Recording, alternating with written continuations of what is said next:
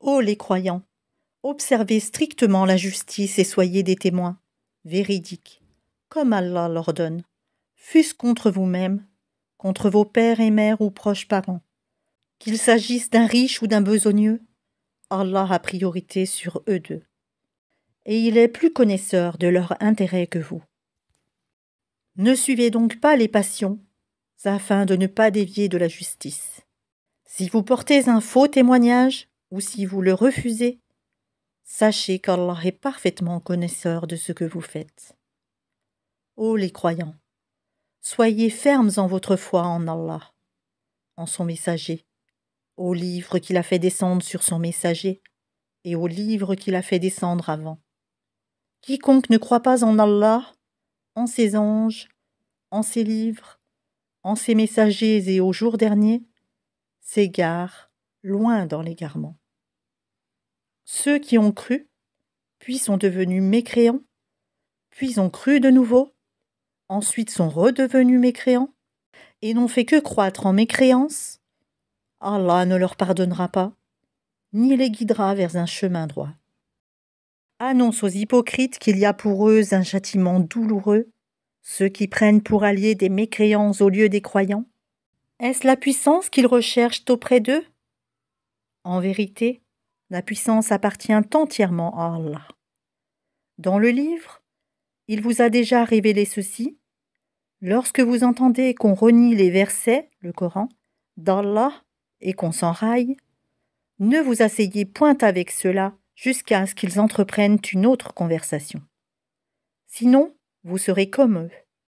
Allah rassemblera, certes, les hypocrites et les mécréants, tous dans l'enfer. Ils restent dans l'expectative à votre égard. Si une victoire vous vient de la part d'Allah, ils disent « N'étions-nous pas avec vous ?» Et s'il en revient un avantage aux mécréants, ils leur disent « Est-ce que nous n'avons pas mis la main sur vous pour vous soustraire aux croyants ? Eh bien, Allah jugera entre vous au jour de la résurrection. Et jamais Allah ne donnera une voix aux mécréants contre les croyants. » Les hypocrites cherchent à tromper Allah, mais Allah retourne leur tromperie contre eux-mêmes. Et lorsqu'ils se lèvent pour la salate, ils se lèvent avec paresse et par ostentation envers les gens. À peine invoquent-ils Allah. Ils sont indécis entre les croyants et les mécréants, n'appartenant ni aux uns ni aux autres. Or, quiconque Allah égare, jamais tu ne trouveras de chemin pour lui. Ô les croyants, ne prenez pas pour alliés les mécréants au lieu des croyants. Voudriez-vous donner à Allah une preuve évidente contre vous?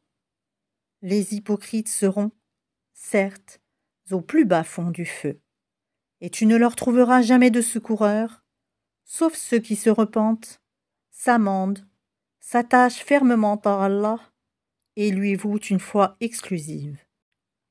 Ceux-là seront avec les croyants. Et Allah donnera aux croyants une énorme récompense. Pourquoi Allah vous infligerait-il un châtiment si vous êtes reconnaissants et croyants? Allah est reconnaissant et omniscient. Allah n'aime pas qu'on profère de mauvaises paroles, sauf quand on a été injustement provoqué. Et Allah est audient et omniscient. Que vous fassiez du bien, ouvertement ou en cachette, ou bien que vous pardonniez un mal, alors Allah est pardonneur et omnipotent. Ceux qui ne croient pas en Allah et en ses messagers, et qui veulent faire distinction entre Allah et ses messagers, et qui disent « Nous croyons en certains d'entre eux, mais ne croyons pas en d'autres », et qui veulent prendre un chemin intermédiaire entre la foi et la mécréance, les voilà les vrais mécréants. Et nous avons préparé pour les mécréants un châtiment avilissant. Et ceux qui croient en Allah et en ses messagers et qui ne font point de différence entre ces derniers, voilà ceux à qui il donnera leur récompense. Et Allah est pardonneur et miséricordieux. Les gens du livre te demandent de leur faire descendre du ciel un livre. Ils ont déjà demandé à Moïse quelque chose de bien plus grave quand ils dirent Fais-nous voir Allah à découvert. Alors la foudre les frappa pour leur tort. Puis ils adoptèrent le veau comme idole, même après que les preuves leur furent venues. Nous leur pardonnâmes cela et donnâmes à Moïse une autorité déclarée. Et pour obtenir leur engagement, nous avons brandi au-dessus d'eux le mont Thor. Nous leur avons dit « Entrez par la porte en vous prosternant ». Nous leur avons dit « Ne transgressez pas le sabbat ». Et nous avons pris d'eux un engagement ferme. Nous les avons maudits à cause de leur rupture de l'engagement, leur mécréance aux révélations d'Allah, leur meurtre injustifié des prophètes, et leurs paroles, nos cœurs sont enveloppés et imperméables. En réalité, c'est Allah qui a scellé leurs cœurs à cause de leur mécréance, car ils ne croyaient que très peu. Et à cause de leur mécréance et de l'énorme calomnie qu'ils prononcent contre Marie, et à cause de leurs paroles, nous avons vraiment tué le Christ, Jésus, fils de Marie, le messager d'Allah. Or, ils ne l'ont ni tué, ni crucifié, mais ce n'était qu'un faux semblant. Et ceux qui ont discuté sur son sujet sont vraiment dans l'incertitude. Ils n'en ont aucune connaissance certaine.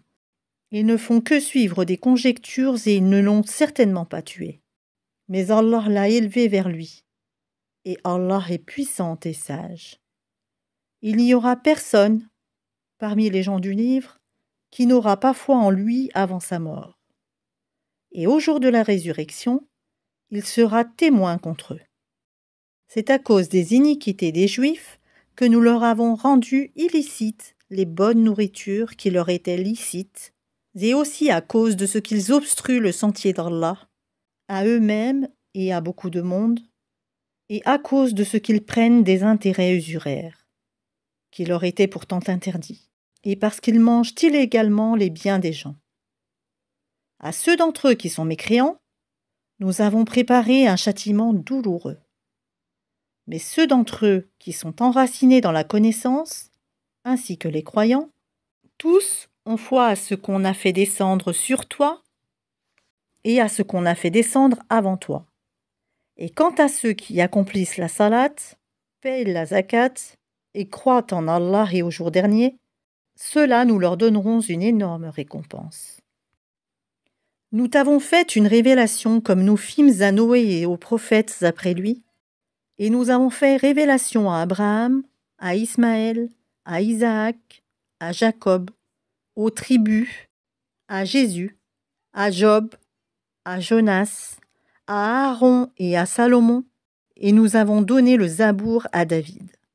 Et il y a des messagers dont nous t'avons raconté l'histoire précédemment, et des messagers dont nous ne t'avons point raconté l'histoire.